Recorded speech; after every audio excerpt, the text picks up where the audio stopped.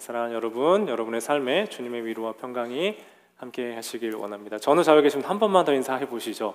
이 추수의 계절에 감사합니다. 축복합니다. 함께 할 수 있어서 감사하고 얼굴 볼 수 있어서 감사하고 좋습니다.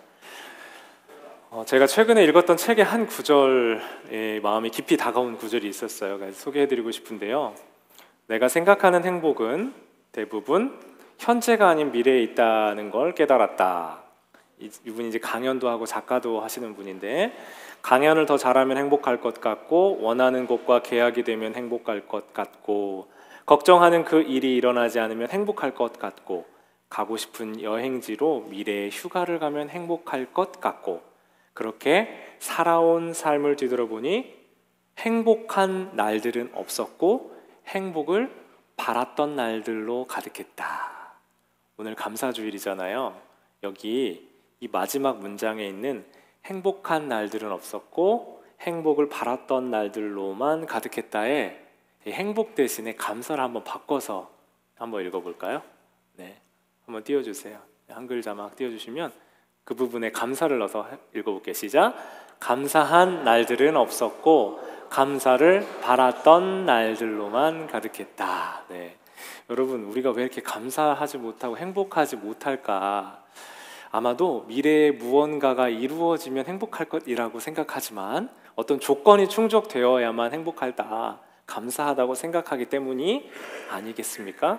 오늘 본문을 보면요, 나병 환자 10명 중에 딱 한 사람만 와서 주님께 감사를 표현하고 사랑을 표현했거든요. 오늘 말씀 통해서 우리가 잃어버린 감사를 찾고 그 감사와 기쁨을 여러분 모두 회복하시길 주님의 이름으로 축원합니다. 본문에 나오는 이 환자들이 나병 환자라고 표현되어 있잖아요. 이 히브리어하고 헬라어하고 나병을 표현하는 단어가 조금 달라요. 이 헬라어, 신약 성경은 헬라어, 그리스어로 쓰여 있거든요. 이 헬라어, 그리스어에는 나병이 레프라라는 단어인데 히브리어에는 짜라아트라고 되어 있어요. 뭐가 다르냐면 레프라라는 헬라어는 정확히 지금의 나병, 한센병이라고 불러야 돼요. 요즘에는요, 나병이라고 부르지 않고 살이 이렇게 좀 썩는 피부 질환 겸 면역체계에 여러 문제가 오는 질병인데요. 이 레프라라는 병은 정확히 그 한센병만 의미해요. 근데 짜라아트라고 하는 히브리어는 나병을 포함해서요, 모든 피부에 관련된 질환을 얘기를 합니다.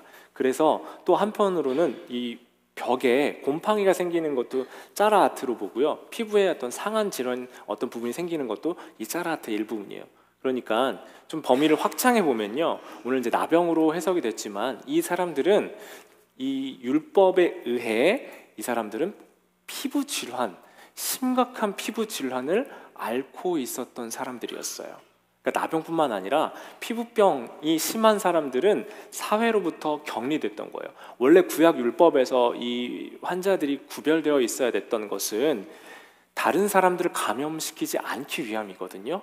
그런데 지금 이 율법에 의해서 이 사람들이 처한 상황이 어떠냐면 사람들과 같이 살던 삶을 살지 못하고 완전히 독립돼서 다른 곳에서 자기들끼리만 살 수 있었던 거예요. 그러니까 이 사람들의 삶이 어떻겠어요, 여러분? 지금 우리가 지금 한 공동체에서 살고 있는데 우리가 사람을 만날 수도 없고 가까이 갈 수도 없고 대화할 수도 없고 이야기를 나눌 수도 없는 거예요.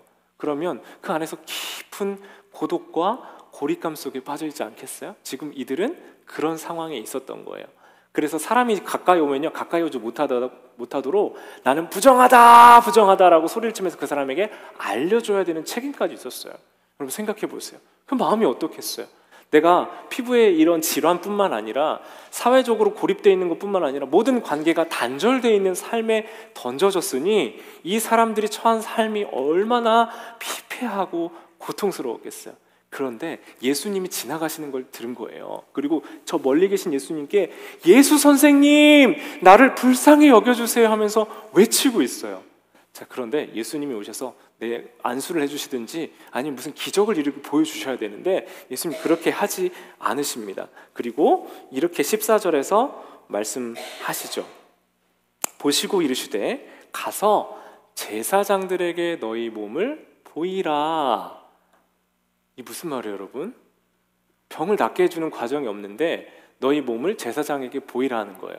만약에 이제 율법에 의해서 사람들과 격리되던 사람이 병이 낫잖아요. 그러면 사람들 사이에 그냥 들어갈 수 없어요. 어떻게 해야 되냐면 제사장에게 가서 자기 몸이 깨끗이 나았다는 걸 보여주고 그런 다음에 예물을 드리고 그리고 나서 자기의 삶으로 돌아갈 수 있었어요. 근데 아무 치유 행위가 없이 가서 너희 몸을 보이라고 말씀하신 거예요. 근데 그들이 어떻게 행동을 했냐면요, 갑니다. 그들이 그래서 가요. 가는 길에 그들이 알게 된 거예요. 병이 나아서 제사장이 간 게 아니고요, 가는 길에 알게 된 거예요. 내 피부병, 나병을 포함한 모든 피부병이 낫게 된 거예요. 자, 그래서 이제는 어떻게 해야 돼요, 여러분? 내가 지금 제사장에게 내 몸을 보이러 가는 길이잖아요. 이제 어떻게 해야 돼요? 얼른 달려가야죠. 하루라도 빨리 달려가서 제사장에게 이 몸을 보이고 얼른 내 사랑하는 가족에게도 돌아가고 내가 하던 일터로도 돌아가고 모든 관계 안으로 돌아가야 됐던 거예요. 자, 여러분, 중요한 질문이 한 가지 있어요. 근데 그 중에 한 사람만 돌아와서 하나님께 감사했다고요. 예수님께 감사했다고요. 나머지 사람들은 지금 뭐 하러 갔다고요? 나머지 9사람은 어디 가는 길이었어요? 제사장에 가는 길이었죠. 제사장에 가는 건 이유는 뭐예요? 그들은 지금 치유를 경험했어요. 회복이 됐어요. 그런데 지금 감사할 수가 없어요. 왜요? 얼른 달려가서 제사장에게 내 몸을 보이면서 해야 할 일들이 있었어요. 그리고 돌아가서 해야 될 일들이 빨리 생각났어요. 어서 가서 해야 될 일들이 생각났던 거예요. 그래서 치유를 경험했지만 지금 감사할 수가 없어요. 병이 치유된 것뿐만 아니라 얼른 치유 회복의 선언을 듣고 내 삶의 자리로 빨리 돌아가고 싶었기 때문에 감사할 수 없었던 거예요. 여러분, 그들에게 병이 치유된 것, 그게 지금 기뻐할 겨를이 없었다니까요. 내가 지금 얼른 해야 할 그 일 때문에, 내 삶으로 돌아가서 해야 될 일 때문에, 이 의무감과 얼른 제사장에 가야 된다는 생각 때문에 내 마음은 이미 다음 단계에 가 있었다는 겁니다.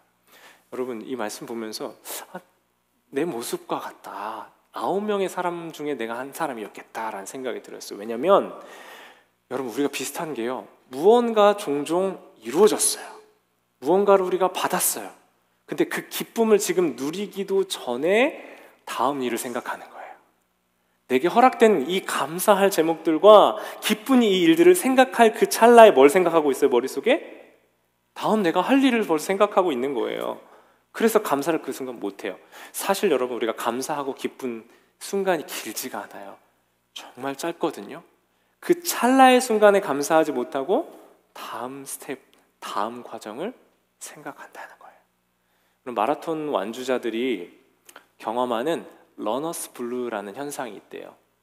그게 뭐냐면요, 그 세계적인 이제 베스트셀러 작가이기도 한 무라카미 하루키가 열광적인 이제 마라토너이기도 하거든요. 근데 그분은 이제 생각을 정리하면서 글을 쓰기 위해서 운동을 열심히 마라톤을 하는 분인데, 이분도 마라톤을 완주한 후에 이 우울감을 앓는다는 거예요.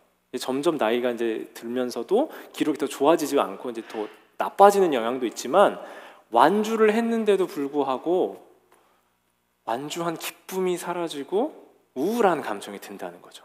근데 한국에서 조사를 해봤는데 10명 중에 4명, 그러니까 40%가 이 러너스 블루라는 현상을 경험해 왔대요.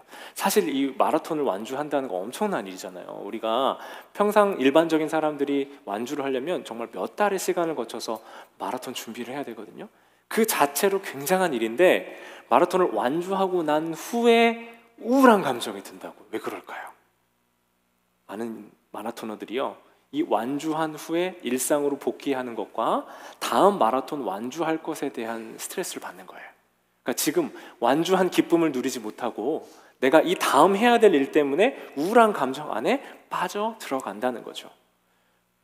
여러분, 우리도 어떤 일들을 충분히 누리고 감사하기 이전에 뭘 해버리냐면요, 이 다음 해야 할 일들과 다음 생각할 일들과 다음 다가올 일들에 대한 걱정과 염려로 지금 우리에게 허락해 주신 기쁨과 감사를 많이 잃어버리고 있지 않으십니까? 사마리아 사람이 돌아와서 예수님께 감사했다. 그것은 이 사람이 가지고 있는 믿음의 표현이에요. 왜냐면요, 이 사람이 가지고 있었던 믿음은 자기가 낳은 게 하나님 때문인 걸 너무 알았고요, 예수님의 그 구원이 자기 삶에 있었던 걸 알았기 때문에 그 은혜를 기뻐할 줄 알았던 거예요. 오늘 우리가 함께 고백하고 찬양했던 것처럼 모든 것이 하나님이 내게 주신 선물과도 같은 은혜라는 걸 그 시간에 마음껏 기뻐하고 마음껏 감사하면서 예수님께 그 시간을 감사와 사랑을 표현하는 시간으로 드렸던 겁니다. 근데 9명은 치유가 됐는데 치유의 기쁨을 누리지 못했어요. 왜요? 지금 은혜를 기뻐하기보다 이후의 일에 몰두되어 있어요. 여러분, 많은 경우에 기쁨이 순간인데 순간적인 기쁨을 누리지 못한다는 건 우리 안에 다음 해야 할 일에 대한 숙제와 부담 때문에 우리 마음을 깊게 짓누르는 그 숙제와 부담감 때문이 아니겠습니까? 그래서 오늘요, 우리가 추수감사 주일에 일주일에 꼭 한 번은 이 감사라는 키워드로 말씀을 나누잖아요. 이 감사의 절기에, 감사절이니까 내가 뭘 감사할까? 이따가 감사 주일이라서 땡스 카드를 써서 이 감사나무를 만들 때 난 뭐라고 쓰지?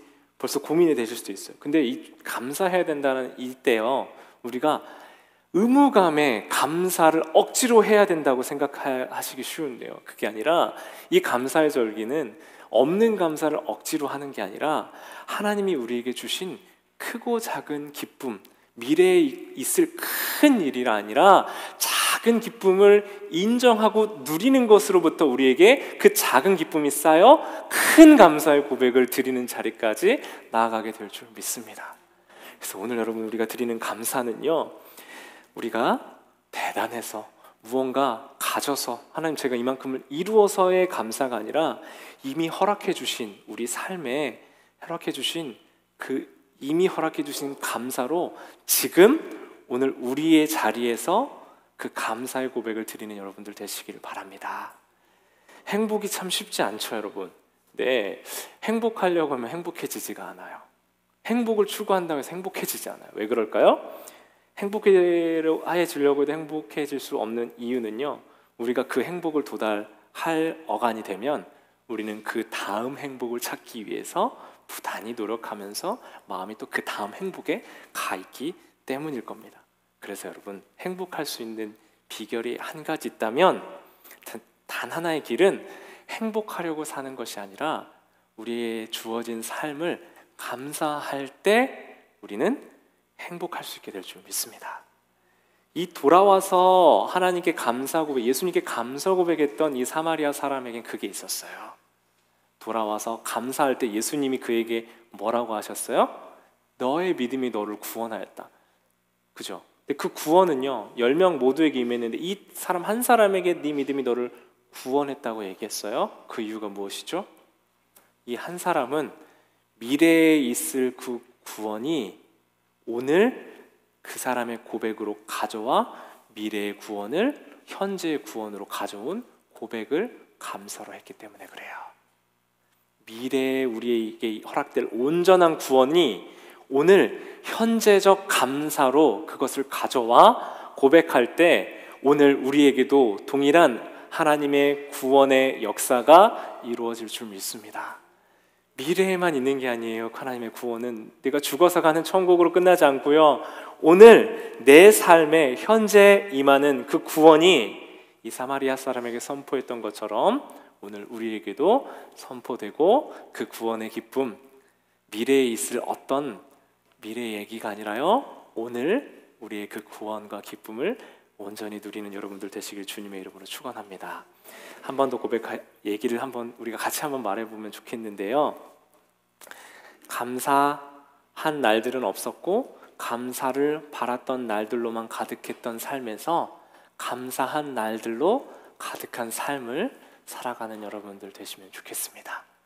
이 시간 같이 기도하실 때 성경의 인물들 많은 사람들이요, 앞으로 미래에 이루어질 하나님의 그 약속만 바라보고 있었다면 그들의 삶은 얼마나 괴로웠겠어요.